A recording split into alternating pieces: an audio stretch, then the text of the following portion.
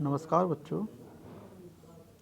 आज अपन पढ़ेंगे कक्षा 10 की गणित, वो भी अपने स्कूल में चलती है, डॉक्टर मनोहर रे की बुक।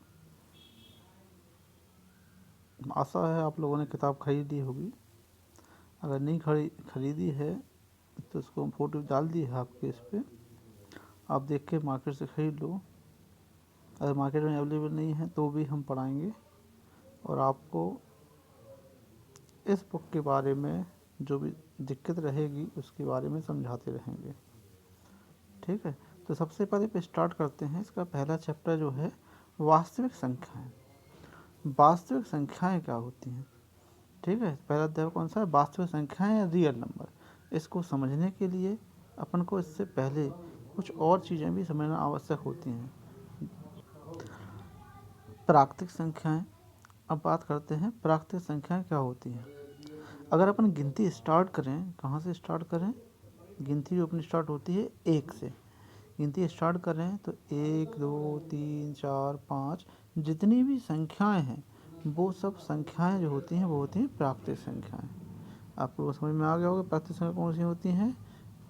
धनात्मक जो भी संख्याएं होती हैं वो सब क्या कहलाती हैं? प्राकृतिक संख्याएं कहलाती हैं।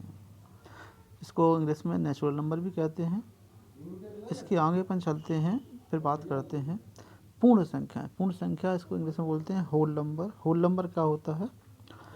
तो अगर अपन गिनती को 1 की जगह 0 से स्टार्ट करें, कहाँ से स्टार्ट करें? 0 से। अगर गिनती अपन 0 से स्टार्ट करते हैं तो फिर गिनती स्टार्ट हो जाएगी 0 1 2 3 4 5। ये हो गया 0 1 2 3 4 5। ये जो संख्याएं हैं ये कहलाती हैं पूर्ण संख्याएं या होल नंबर। इसके बाद अपन बात करते हैं, नया शब्द आता है इंटीजर्स। इसको बोलते हैं पूर्णांक। पूर्णांक पे अपन लोग चलते हैं। पूर्णांक जो है होते हैं 3 प्रकार के। इसको समझते पहले पूर्णांक 3 प्रकार से किस हिसाब से होते हैं। सबसे पहले पूर्णांक होता है धन पूर्णांक। जो अपनी प्राकृतिक संख्या होती हैं उसी को अपन धन पूर्णांक भी कह सकते हैं। गिनती अपनी हो जाएगी 1 2 3 4 5, जो हो गया अपना धन पूर्णांक। दूसरे प्रकार का पूर्णांक अपना होता है शून्य पूर्णांक। इसमें अकेले एक संख्या आती है, केवल शून्य। तीसरे प्रकार का जो पूर्णांक होता है वो होता है ऋण पूर्णांक। इसमें आती हैं ऋणात्मक संख्याएं, जैसे -1 -2 -3 और -4।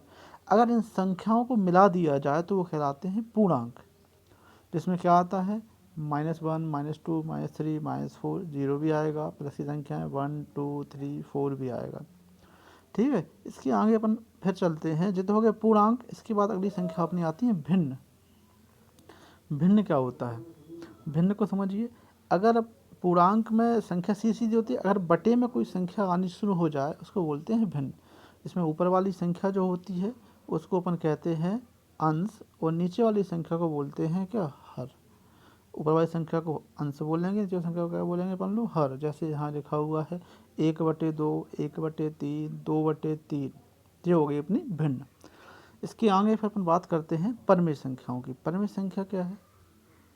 परमेय संख्या वे संख्याएं कहलाती हैं जो p/q के रूप में लिख सकें और q का मान जो है 0 के बराबर ना हो। अगर इसको अपन सीधी सीधी भाषा में समझें तो अभी तक अपन जो भी संख्याएं पढ़ी हैं, कहाँ से? प्राकृतिक संख्याएं हों या फिर पूर्ण संख्याएं हों या फिर पूर्णांक हों या फिर भिन्न हो, ये सारे की सारी संख्याएं जो हैं किस में आती हैं? अपनी परमेय संख्याओं में आती हैं। ठीक है, उसके बाद अगला आ गया अपरमेय संख्याएं। अपरमेय संख्याएं क्या होती हैं? ऐसी संख्याएं जो p/q के रूप में ना लिख सकें उसको बोलते हैं अपरमेय संख्याएं। या जो कह सकते हैं जैसे √2 हुआ, √3 हुआ, जिसका अपन वर्गमूल ना निकाल सकें वो कहलाती हैं अपरमेय संख्याएं।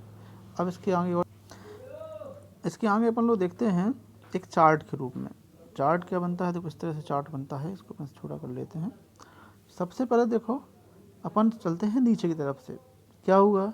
धन पूर्णांक, फिर शून्य पूर्णांक, फिर ऋण पूर्णांक। ये तीनों मिलके बनता है पूर्णांक। और पूर्णांक मतलब गिनती।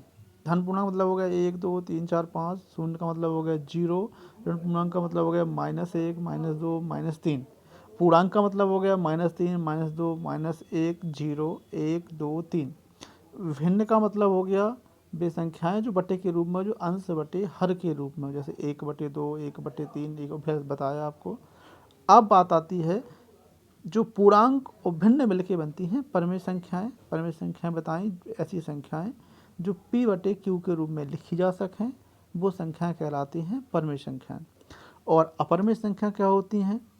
वे संख्याएं जिन्हें अपन p/q के रूप में ना लिख सकें, वो कहलाती हैं अपरमेय संख्याएं, जैसे √2, √3, √4। ठीक है। और अब बात होती है वास्तविक संख्याएं, रियल नंबर। सारी संख्याओं को अगर मिला दिया जाए, सारी परमेय संख्याएं और सारी अपरमेय संख्याएं, उनको अगर मिला दिया जाए तो संख्याएं बनती हैं, उसको कहते हैं वास्तविक संख्याएं। इस चीज़ को समझते हैं अपन लोग क्या है। अगर इसको उल्टा लेकर चलते हैं तो कह सकते हैं वास्तविक संख्याएं जो हैं वो दो प्रकार की होती हैं। पहली अपनी होती है परमेय संख्या और दूसरी होती है अपरमेय संख्या। बात समझ आई? वास्तविक संख्या होती हैं दो प्रकार की, परमेय संख्या और अपरमेय संख्या। फिर इसके आगे चलते हैं, फिर आया कि जो परमेय संख्या होती हैं वो होती हैं दो प्रकार की, पूर्णांक संख्याएं और भिन्न संख्याएं। समझ आई? परमेय संख्या कितने प्रकार की होती हैं? दो प्रकार की, पूर्णांक संख्याएं और भिन्न संख्याएं। इसके आगे अपन चलें तो फिर बात होती है पूर्णांक कितने प्रकार के होते हैं? तो पूर्णांक होते हैं 3 प्रकार के। धन पूर्णांक, इसको बोलेंगे अपन लोग क्या? धन पूर्णांक। फिर शून्य पूर्णांक और तीसरा अपना हो गया ऋण पूर्णांक। ये चार्ट समझ में आया? इसको बना लेना कॉपी में अपनी। जैसे सारी संख्याएं समझ में आएगी, पहले समझ में आना चाहिए था वास्तविक संख्या होनी क्या है, जो अपन लोग सीख चुके हैं। इसके आगे अपन नई चीज जो है यूक्लिड विभाजन प्रमेय का, यूक्लिड डिवीजन लेमा। ठीक है। एक यूक्लिड वैज्ञानिक गणितज्ञ थे जिन्होंने इसको बताया था। कुछ कठिन नहीं है, बहुत सिंपल सा है। इसको समझने की अपन शुरुआत करते हैं भाग देने की विधि से। मान लिया अपन ने क्या किया कि अपन 2 का भाग लगा रहे हैं, किसमें? 2 का भाग अपन ने लगाया 5 में। सबको आता है 2 का पहाड़ा पड़ा अपन ने कितने में जाएगा भाग? जो जाएगा 2 बार। तो 2 दूनी कितने हो गए? 4। अब 2 बार भाग चला गया तो यहाँ भागफल लिख दिया। 5 में से अपन ने 4 घटाया तो कितना बचा? 1 बच गया। इसको समझते हैं क्या है। जिस संख्या से अपन भाग लगाते हैं, जैसे मान 2 से अपन ने भाग लगाया तो वो कहलाएगा भाजक। क्या कहलाएगा? भाजक। तो ये हो गया अपना भाजक।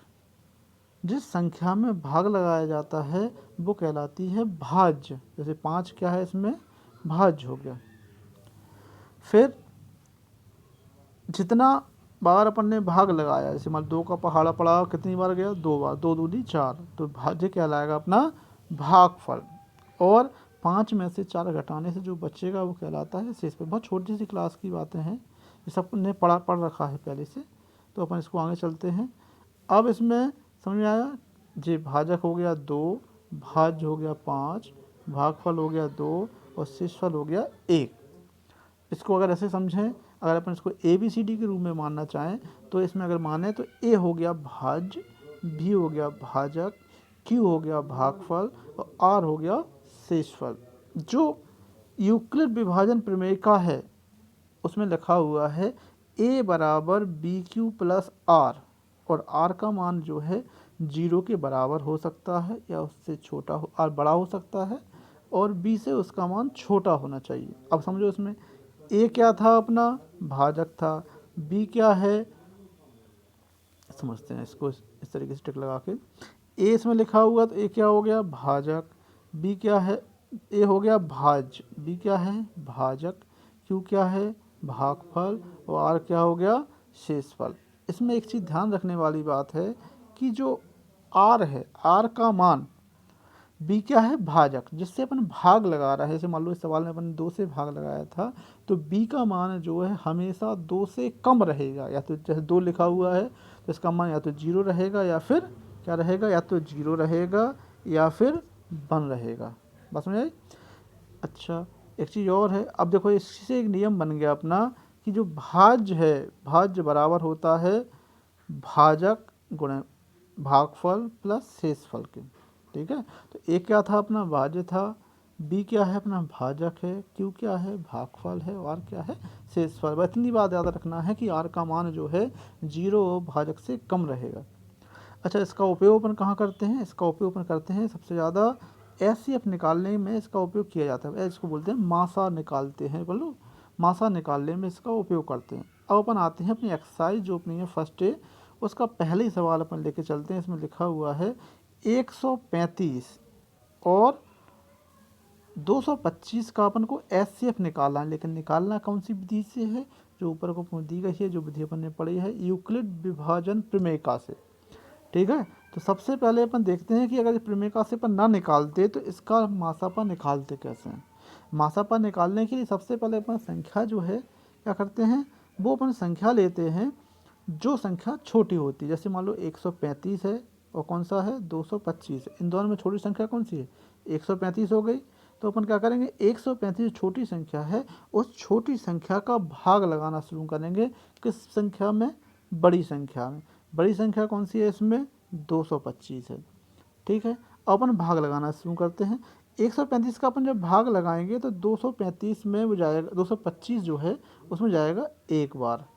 तो यहाँ कितना हो गया 225 में से अपन 135 जब घटाएंगे तो यहाँ बचेगा 90। फिर मासापा में कहते हैं जो संख्या अपना शेषफल में आती है उसका भाग जो अपना भाजक होता है, जैसे 135 में था उसमें भाग लगाते। तो 135 अब यहाँ से कहाँ आ गया नीचे, यहाँ लिख लिया अपन ने इसको, इसमें क्या कर लिया अपन ने नीचे लिखा। तो अब अपन 90 का जो भाग है वो लगाएंगे 135 में। तो 90 का जब पहाड़ा पढ़ेंगे तो पता है कि 90 दूनी 180 होता है, तो एक बार ही उसका भाग जाएगा। तो 90 एकम कितना हो गया 90। फिर अपन क्या करेंगे 135 में 90 को घटाएंगे, जब घटाएंगे यहाँ से तो 190 घटा के बचेगा अपना कितना 45। यहाँ जीरो तो नहीं आया, फिर अपन 45 का भाग किस में लगाएंगे, इसके ऊपर वाले जो भाजक था अपना।